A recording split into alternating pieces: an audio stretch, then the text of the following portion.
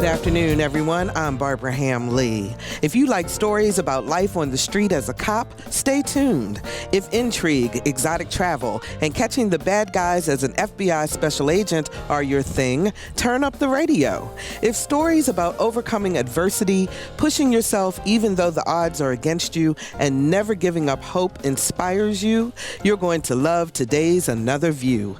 My special guest is Phillip B.J. Reid, author of Three Sisters Ponds. And later in the show, get ready to clap your hands to the soulful sounds of award-winning gospel artist Gwendolyn Thomas. It's all up next on Another View right after this news from NPR.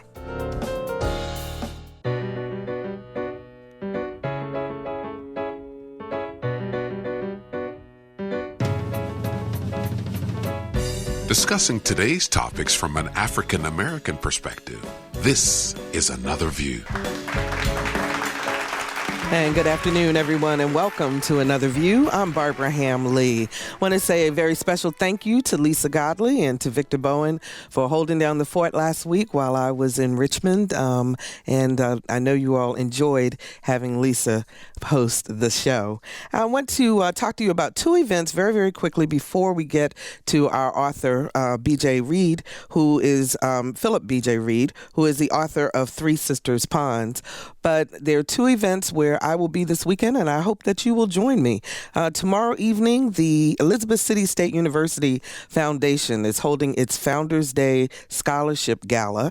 They raise funds for student scholarships, and so far they've raised over $350,000. I have the pleasure of serving as the MC for tomorrow night's event, and I hope that you will join me there. I don't get a chance to get down to Elizabeth City that often, so I'm looking forward to talking with our listeners from that area.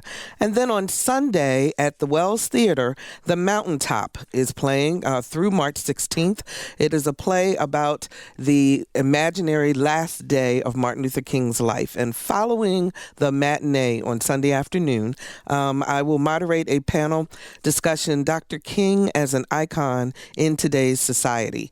And the panelists will be Maurice Jones, who is the Virginia Secretary of Commerce and Trade, and Dr. Cassandra Newby-Alexander, who you know very well from this show, Professor of History at Norfolk State University and Director of the Joseph Jenkins Roberts Center for African Diaspora Studies. So, two events. I hope to see you there.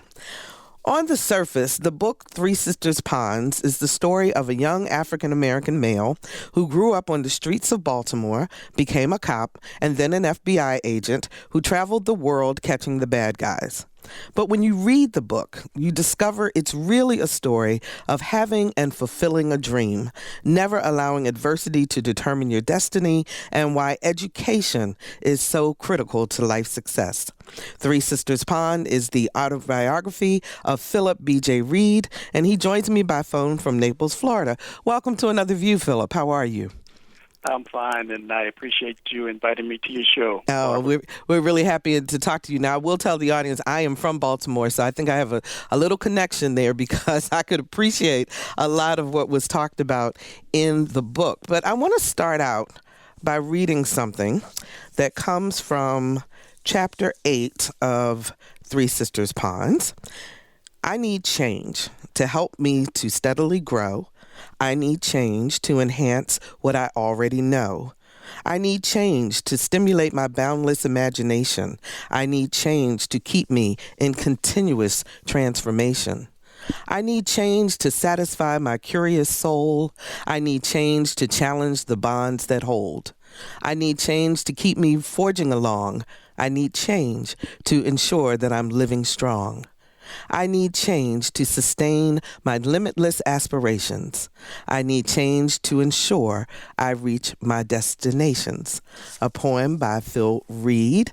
And, you know, tapping into your inner self and understanding what makes you tick through poetry may seem a little counterintuitive when you think about somebody in law enforcement, but in fact, that probably helped you to stay alive in your law enforcement career.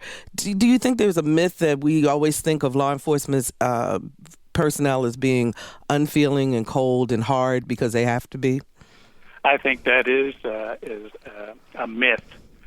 We are very caring and sensitive people ourselves. We have families, we have kids.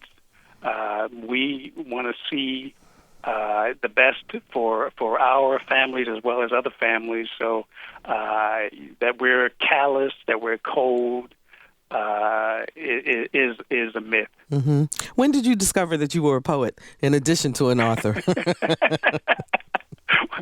Well, as I was putting pen to paper, writing this book, I felt compelled as I was going through the chapters to write. As it turned out, five of these poems. Mm-hmm. I don't consider myself a poet. I'm not schooled as far as writing poems, but for some reason, as I was writing the book, there was just certain issues, certain topics that I felt compelled needed to be put in into poetry. Mm-hmm. So as it turned out, there were five poems that I thought were important that needed to be written. Let's talk about your life a little bit, Phillip, because you were born in Baltimore, as I said, one of four sons. Give the audience a sense of what your life was like growing up. Well, I retired. I'll start kind of like at the end. At the end and back, work your way back? And then kind of work my way back. Okay. But I retired as a senior executive with the FBI in May of 2005. But I'm originally from Baltimore, as you said, and I received my public and Catholic school education in Baltimore. I also received my associate's degree in law enforcement from the Community College of Baltimore and my bachelor's degree in sociology from Morgan State University there in Baltimore. I joined the Baltimore City Police Department in 1969, and I worked for them for 8 years. I started off working the street for about 3 years, mm-hmm. and then I moved into personnel as a recruiter for police officers for another 2 years, and then I moved into the police academy where I taught for another 3 years. I left the police department in 1977 and joined the FBI. I was with the FBI for 28 years.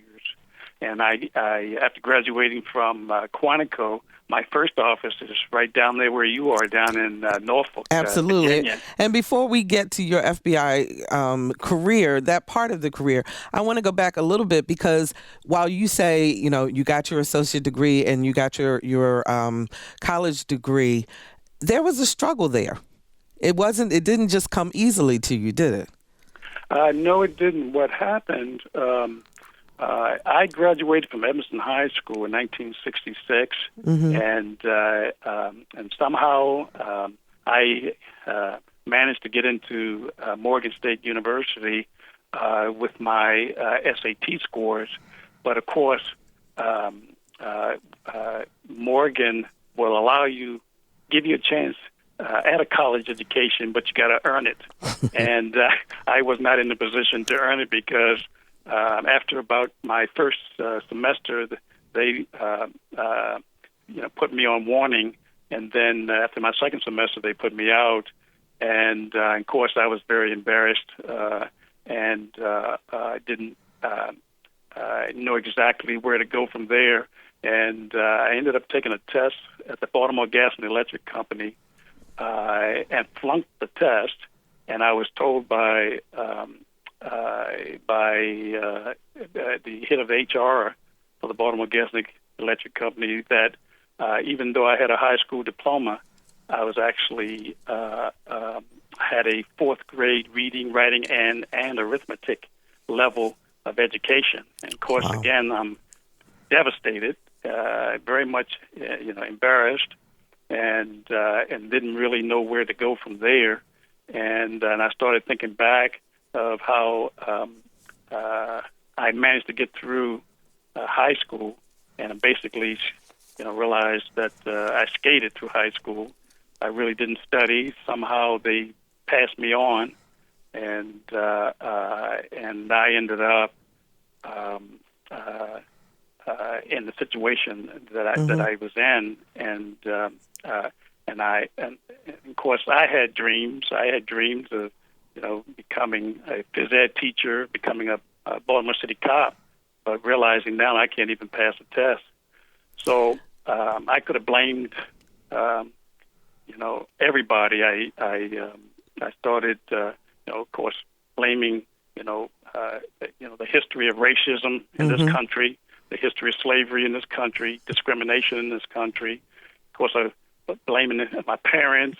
You blamed everybody, huh? Blame everybody but myself. And fortunately, I ran into a guy that understood my dilemma and recommended that I read the autobiography of Malcolm X. And he thought that could help me get some insight as to what my problem was and how I can overcome my problem. So I started reading that book, and I couldn't put it down. And that might have been the first book that I ever read from cover to cover.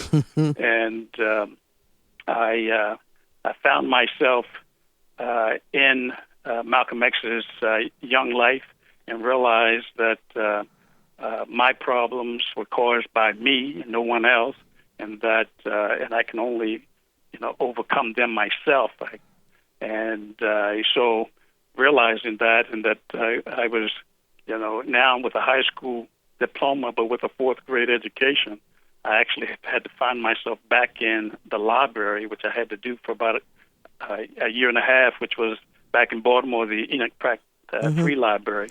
So you basically taught yourself. You wound up re-educating yourself, didn't you? I actually had to go back and re-educate myself. I had to go back to the first grade readers. I don't know whether you remember Allison Jerry and C-Spot Run. C-Spot Run, yes.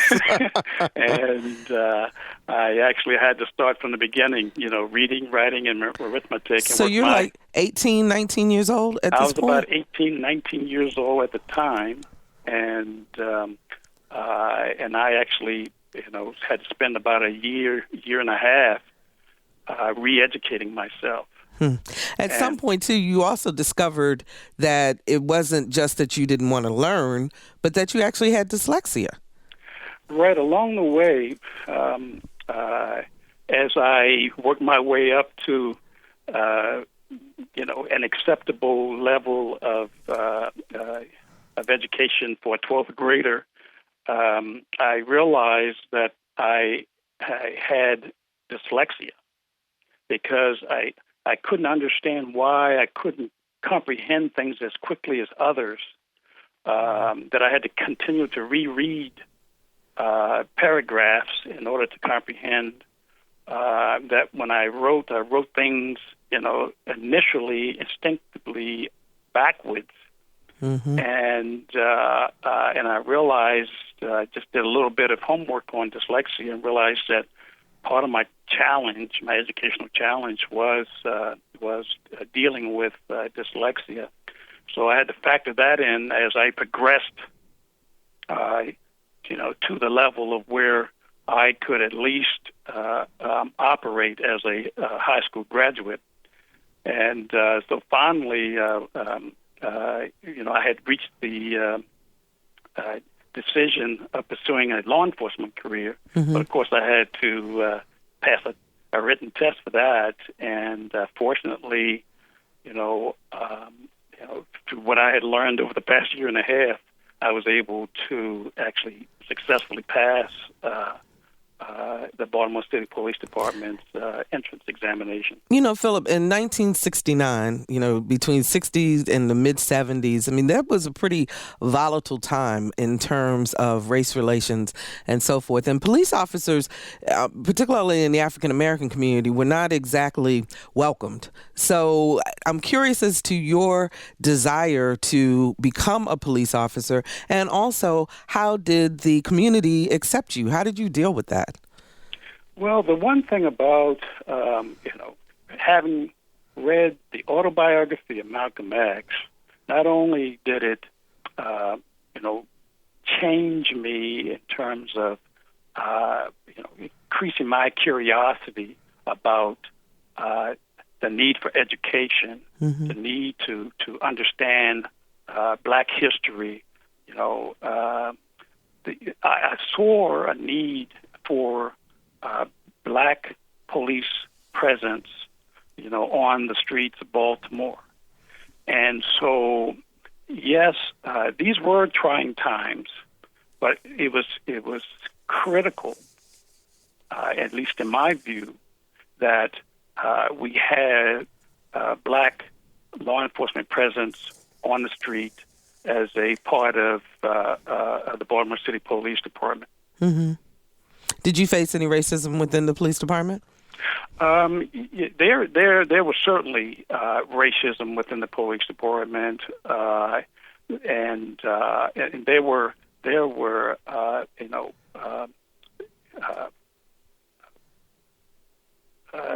how law enforcement was dispensed, so to speak, on the street was an issue. Like when I was growing up, there was I was involved in many altercations or fights growing up, and some of those persons that I had fights with, we turned out to be the best of friends. Now, if I had been arrested for every time I was involved in a fight, then obviously my chances of becoming a police officer or having a job anywhere, was diminished.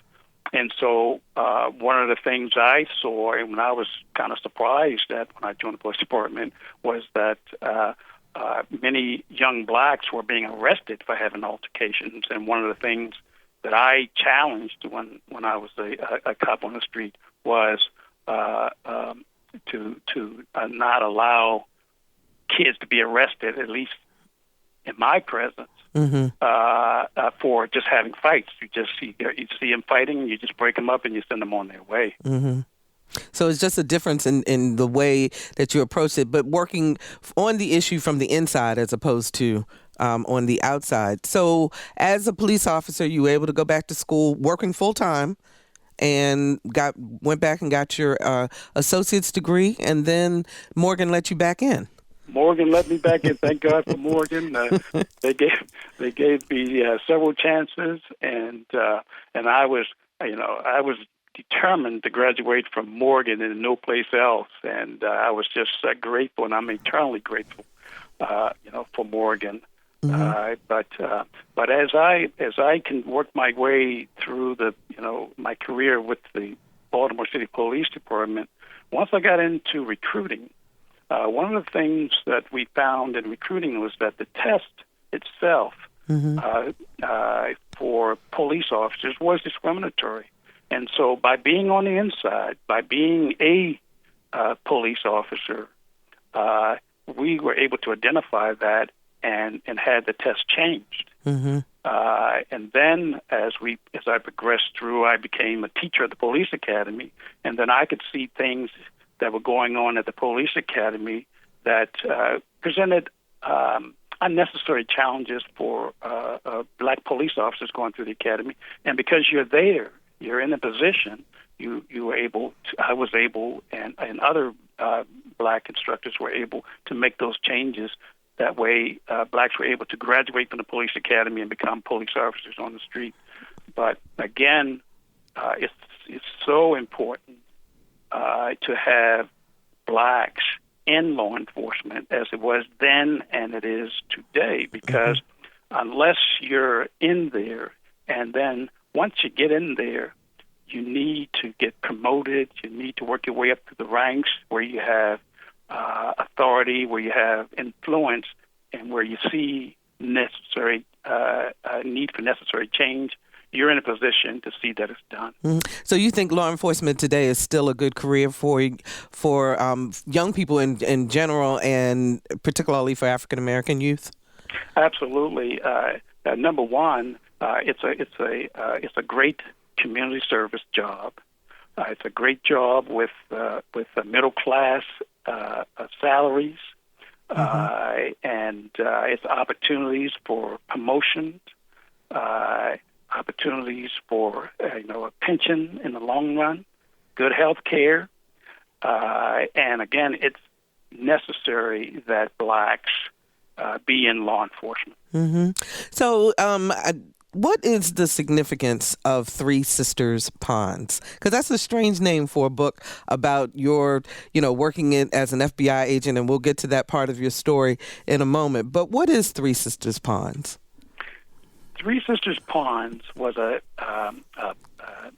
place in Baltimore's Druid Hill Park, Baltimore City's Druid Hill Park. It was a beautiful place, kind of like an oasis. In the middle of the city, yes. Yes. Are you familiar? Yes. Oh, yeah. I'm very familiar. That's awesome. It's in a remote section of Druid Hill Park, and it had conjoined ponds and colorful foliage that seemed to always be well-groomed. It was a place where I'd go to for years as a cop, as a Baltimore City cop, and even after I became an FBI agent, I would even go back there when I was back in Baltimore. But it was a place where I would sit and start dreaming and setting goals for myself. And I had quite a few epiphanies on this bench in Three Sisters Ponds. And the book basically talks about all the dreams and goals that I set for myself, and how I accomplished those dreams throughout my 36 years in law enforcement. So, what made you leave the police department to become an FBI agent? Well, one of the things I really tried to emphasize in the book is the need for dreaming and setting aggressive and challenging life goals.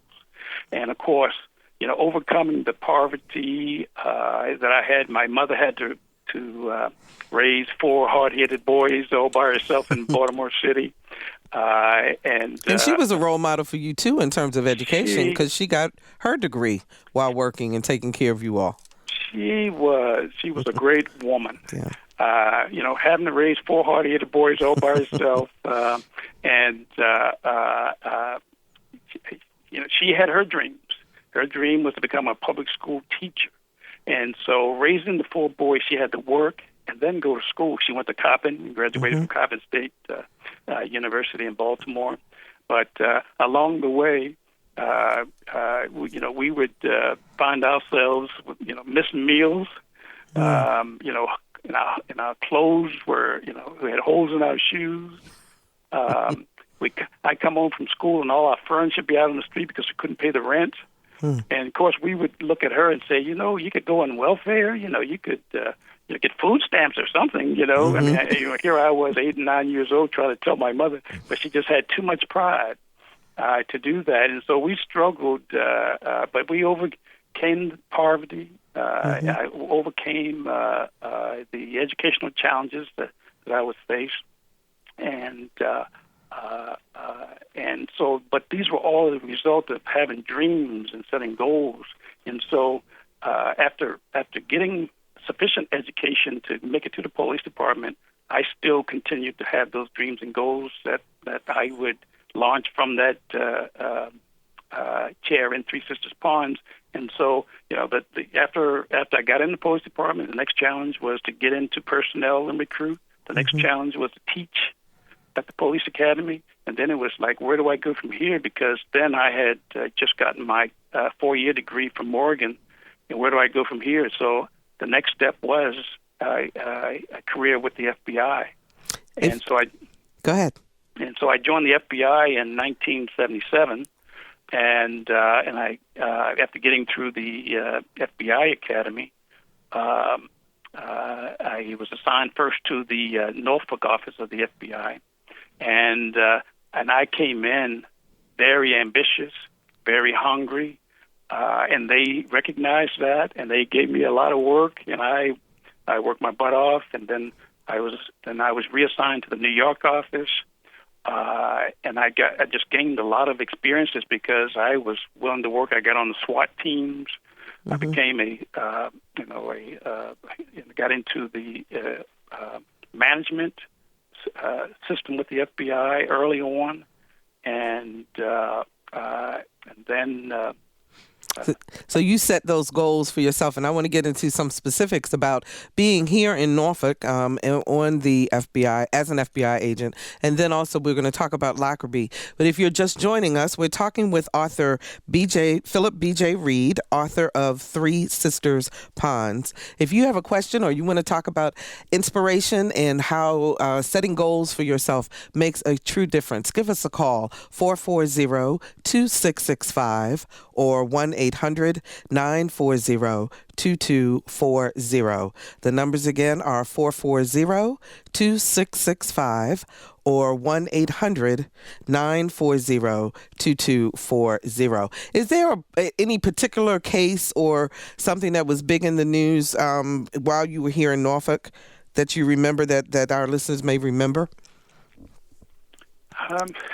This was back in 1978, and I'm not sure whether there would be any cases that they would remember. But one of the cases that I worked there was what they call a travel agency bust-out scheme. And that was a case involving the purchase of travel agencies only for their airline ticket stock. And once they bought the ticket stock, they would sell the seats on airplanes, but the airlines would not get the revenues from those sales.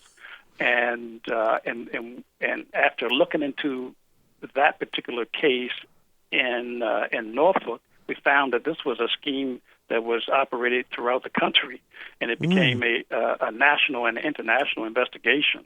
I don't think it ever made the newspapers there in Norfolk, but it as we turned out, it turned out to be a mob related case in New York. And so when I moved up, they reassigned me to the New York office to run that investigation out of New York.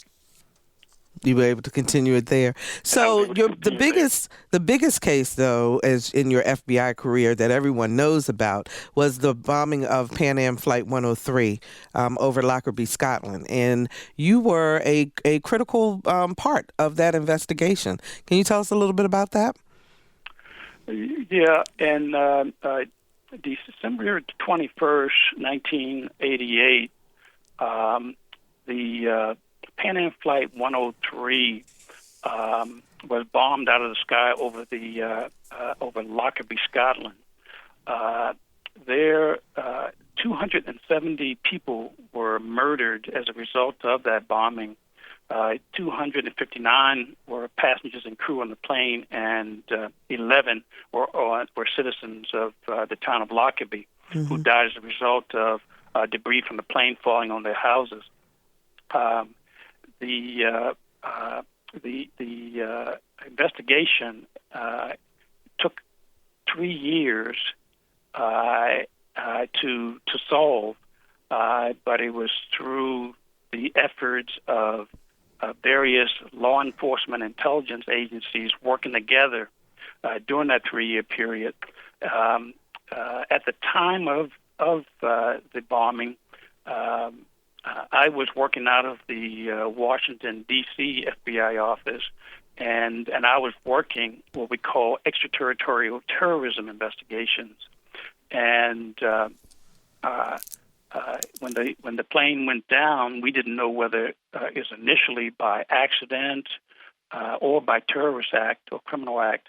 But they sent me and another agent to London to coordinate the investigation with D.C. And with the embassy in London. But it was only within about 4 days that we realized that it was down by a bomb. And then, of course, I spent the next 3 years of my career working that investigation, two of which were on the island of Malta, where I practically lived. And it was there that we were able to identify the two Libyan intelligence officers that were responsible for the bombing. And one of them was convicted. Is that right? Yes. They were indicted in 1991. There were two of them indicted, but in 2000 we had the trial, and one of the two was convicted.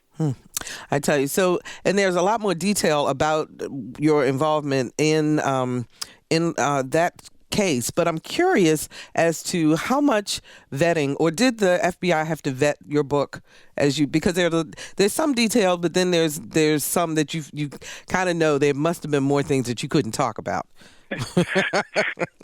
For sure. Before we retire, we have to sign a non-disclosure agreement, and so when I as I was writing the book, I put all the details in it, but I had to send it back before I published it to our pre-publication review office for their review and approval, but also because I worked investigations overseas with the CIA. They also had to forward it over to the CIA headquarters pre-publication review office for their review and approval. It normally takes about 30 days for the review and approvals to occur, but it took 4 months for this particular book because we were back and forth as to what can be disclosed and what shouldn't be disclosed, and it worked out in the end. I was very satisfied with what they allowed me to disclose in the book, as and some of it I was even surprised they allowed me to disclose, but others were definitely too sensitive to disclose. So we came to a good working agreement on that. One of the hallmarks of your career, too, is that you were really instrumental in creating partnerships and good working relationships among the various federal law enforcement agencies. So I take it that used to be an issue. The FBI had its territory and the CIA had its territory, and never the two shall meet, kind of a thing. So but a lot of that you were able to foster better relationships.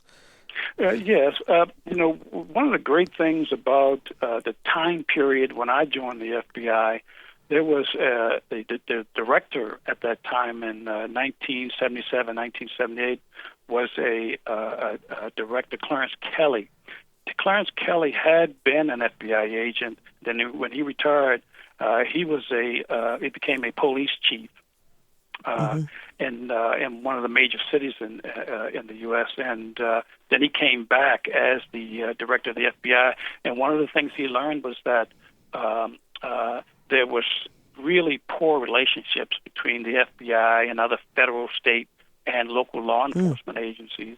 And so what he did, and he realized the need, for diversity as well. And so he mandated that we hire former law enforcement, police officers from other. From police departments across the country, made that a priority, and also minorities, women, and but then and as it turned out, it made a significant difference in building those bridges, building those relationships with state and local law enforcement agencies. And I think one of my advantages, and it resulted in a lot of success in my FBI career, was that I was a former cop, former Baltimore city cop, major city cop, and I worked very well, very successfully with whatever federal, state, or local law enforcement agency that I work with, and even overseas in other countries where I worked with other countries, law enforcement in Pakistan and India and the Philippines.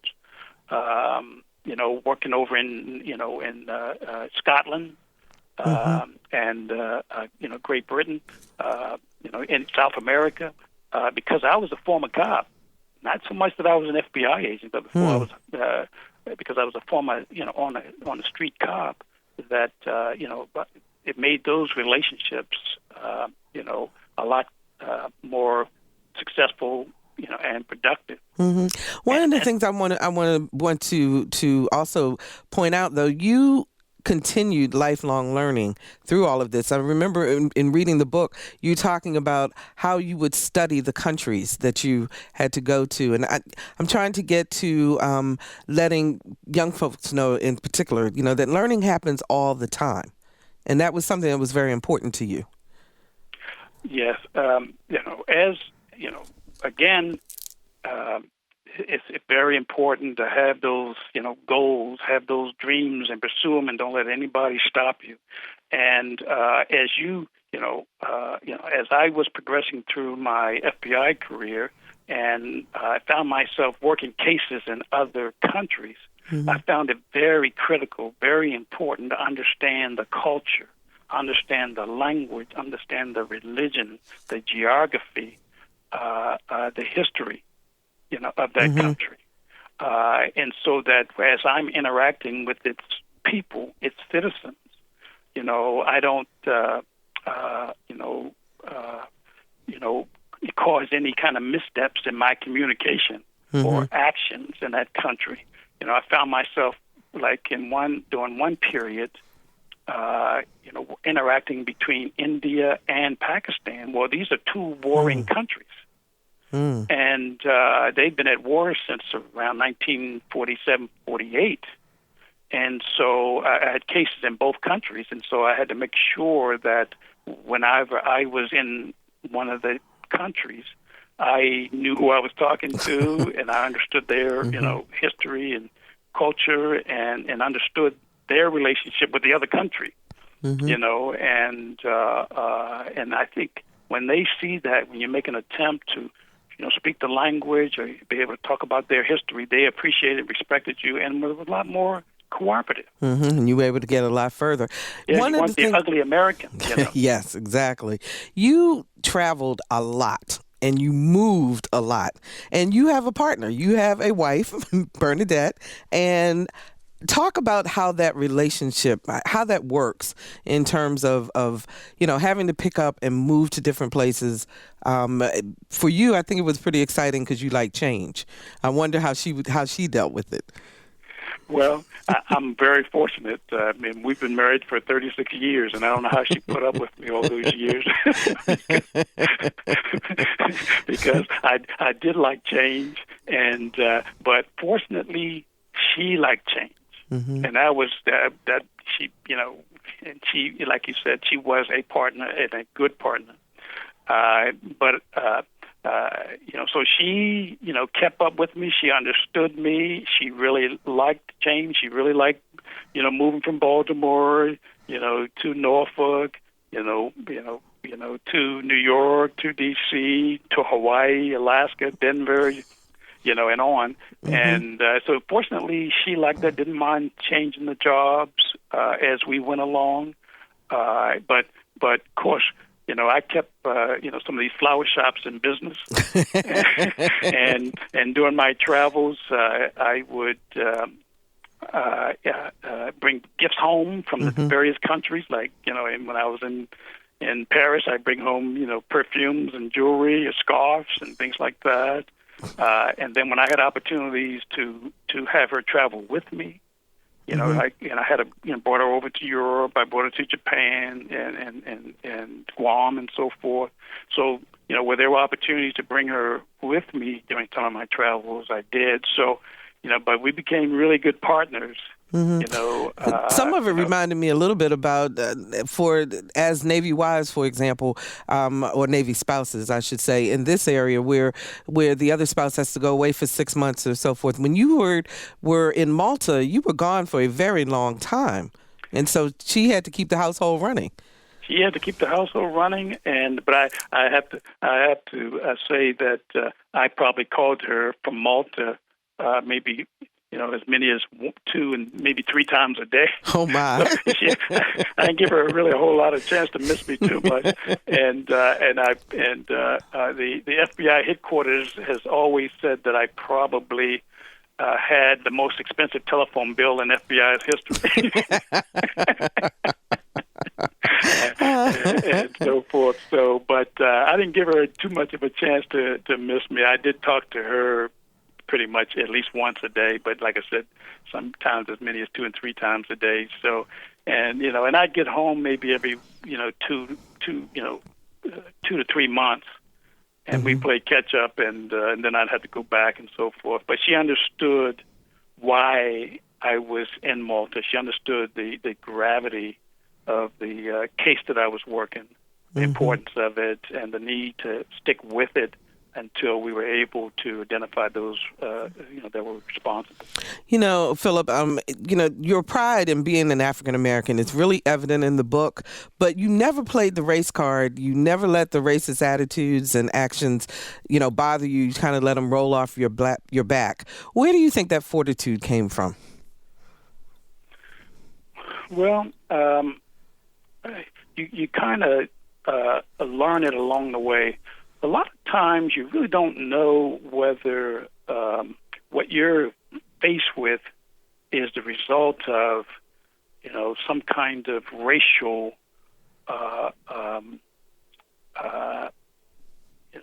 whether it's a racial issue or not. Mm-hmm. Because I've seen people treat whites treat other whites badly, and so forth. So, what I always try to do is keep my antennas up for racism.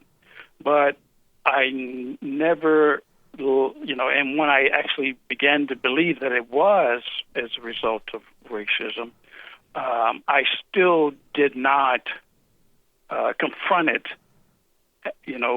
as, racism. Mm-hmm.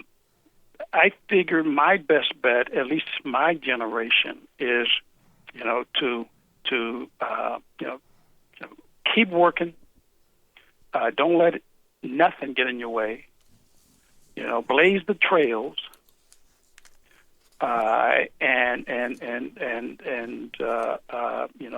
set an example so that other blacks can see you successful, mm-hmm. and feel that they can also, become. Like in my case, I became the first black special agent in charge of the Denver office, mm-hmm. Which covered all of Colorado and Wyoming. Those are tough things to pursue, and the last thing I wanted to do, unless it was very clear that it was racially motivated behavior that I was actually confronted with, I just kept pushing, mm-hmm. and I wouldn't let anybody stop me. Is that what you would tell young people today, in terms of their education, in terms of having those dreams that you talked about, to keep pushing? I think it's important that you understand. We understand our history. Our black history. Very, very important to understand what our people have gone through in this country, and that what we are still going through, and when we see, racially motivated behavior, that we address it, but make sure we understand that it is racially motivated. If you're not totally sure, you keep that in mind, but don't let it stop you from pursuing your goals and dreams in life. Mm-hmm. But if it is, if you're confident that it is racially motivated, you really need to find a way to deal with it. But deal with it in a very smart, strategic a way that it doesn't impact you. You're the one that loses in the end as a result of confronting it yourself. Mm-hmm. You may want to discuss it with another, person, whether it's a black person or a white person, to see if what you're seeing, your perceptions, are the same, are the reality, are the same. Mm-hmm. And then build a coalition, build a group that sees what you're seeing, and then confront it. We got about 2 minutes left in the conversation. I want to ask you, now you're living in Florida, so is the Atlantic Ocean your Three Sisters ponds now? Actually, right behind where I live, there's a pond. Right exactly behind what we call the knives here is a pond. So I have my Three Sisters ponds right in my immediate view here. So I can't live without a Three Sisters pond. Have you put a bench out there, and do you still have dreams? What are your new dreams? Well, I'm not sure whether they'll allow me to put a bench out there, but I am tempted to put one out there, take a picture, and then remove it. But it is my Three Sisters pond. I can't live without a Three Sisters pond in my life. Absolutely. Swimming was really very important to you because you learned to swim at a very young age in Turner Station, right? I actually learned in Baltimore City at the Druid Hill Avenue YMCA. Okay. And yes, they that was so important to me because I learned so much. Just learning how to swim, not only to swim but also to swim competitively. Mm. And because I ended up swimming in high school, swimming at Morgan, where we won a CIAA championship. But I was also got my first job as a swimmer, as a lifeguard in Druid Hill Park. Wow, that's fantastic. And, I don't mean to cut you off, but I want to want you to tell people where they can find the book, because we've got about 15 seconds left. So where can we find it? You can go to any bookstore, and if they don't have it on their shelves, they can order it for you. You can also go online with Amazon, Author House, Barnes & Noble, Goodreads, and you can also download it electronically to your iPads and your. So you made it available everywhere. Everywhere. We appreciate that, Phillip. We got to go, but I really appreciate your story. I appreciate the book, and I would encourage everyone to go out and get Three Sisters Ponds, the autobiography of Phillip B.J. Reid, and we'll be right back.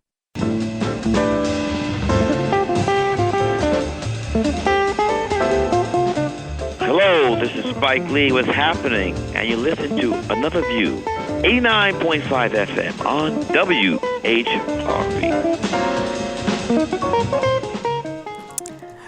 Welcome back, everyone. When we first introduced you to local singer-songwriter Gwendolyn Thomas last October, she was making the transition from church soloist to recording artist.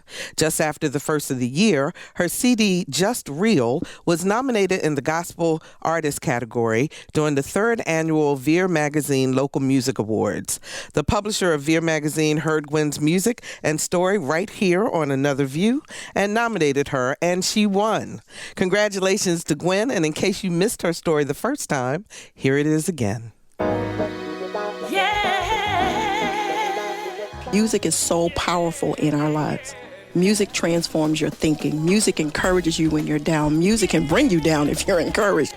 Gwendolyn Thomas has been singing since she was a little girl, but it wasn't until her adult years, when she started performing at local churches, that she decided to take her talent to the next level. Every time someone invited me to lead praise and worship for a special event or something like that, someone would always come up to me after and say, "Do you have a CD?" Even then, Gwendolyn dismissed the idea, but it wouldn't be long before that changed. I ended up in a church where the wife of the gentleman who produced it went to church with us, and she said, "You need to go into the studio." And she had a studio. So I asked them, "How do you know when it's time to do a CD?" And they said, "When people start asking you for one." Gwen started writing songs in college. One of her favorites is dedicated to her mother, which is track 10 on her CD.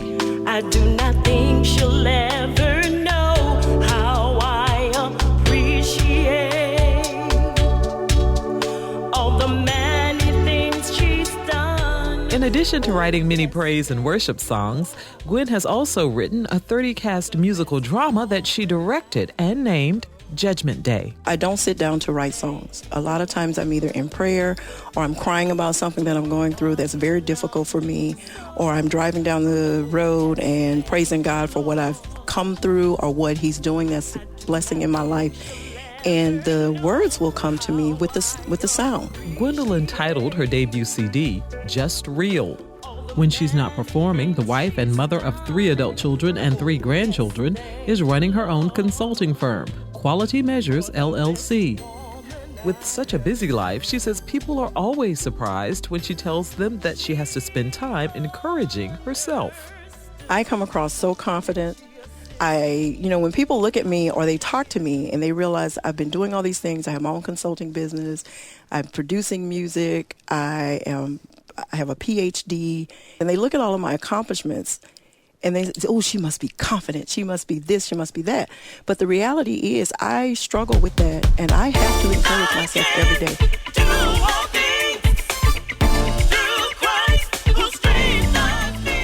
When I first started the CD, I just wanted it to bless people. One of the reasons I believe that I was given this assignment to actually produce that CD with the songs that came to me is because a lot of times being a Christian gets really, really hard. Sometimes the words in the Bible don't feel like they're going to get you through.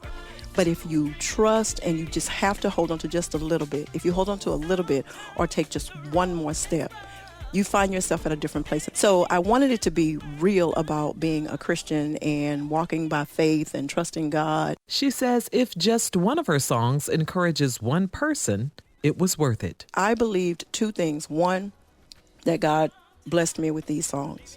He certainly gave me my voice because I didn't sit at a lineup and pick the one I wanted, or I would have had somebody else's voice. And if He gave me these songs with this voice, then He has an audience for it.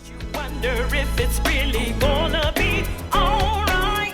But I gotta believe that if I hold on to just a little bit of faith, God's gonna do what He said and guide me while He makes a way. Challenges come and challenges go, but Jesus loves me, and this I know. For Another View, I'm Lisa Godley. And congratulations again to Gwen. We hope that something we said today on Another View has given you some inspiration. If you want to hear the show again or share it with a friend, go to our website, anotherviewradio.org, and download the podcast. You can also sign up for our eView newsletter, a once-a-week reminder of upcoming programs. And please, like us on Facebook. Next week, the Another View Roundtable is back. Roger Chesley, Carol Pretlow, Bill Thomas, and Will Leviste debate the issues of the day. You'll never know what to expect. Our theme music was composed and performed by Jay Sennett. Lisa Godley is our show producer, and Victor Bowen is our audio engineer. Denise Norris was on phones today. Have a fabulous weekend, everyone, and let's get together again next Friday at noon for Another View.